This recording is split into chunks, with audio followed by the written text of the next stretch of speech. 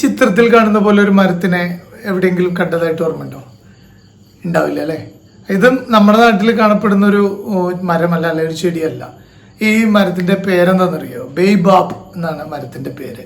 പ്രത്യേക ഷേപ്പൊക്കെയാണ് അല്ലേ? നമ്മുടെ ഇവിടെ കാണുന്ന മരത്തിന് അടിയിൽ വണ്ണം ഉണ്ടാവും, മുകളിലേക്ക് വരുമ്പോൾ വണ്ണം കുറഞ്ഞു വരും. ഇതങ്ങനെയല്ല, ഏതാണ്ട് ഒരേ ഷേപ്പിലാണ് ഈ മരം ഉള്ളത്. ആഫ്രിക്കൻ വൻകരയിലെ മഡഗാസ്കർ ദ്വീപ് നമ്മൾ കേട്ടിട്ടുള്ളതാണ്. നമ്മൾ പല ആളുകൾക്കും അറിയാവുന്നൊരു പേരാണ്. ഈ മഡഗാസ്കർ ദ്വീപിന്റെ സമൂഹത്തിലാണ്, അല്ലെങ്കിൽ ആ ഭാഗത്താണ് ഇത് കൂടുതൽ കാണപ്പെടുന്നത്.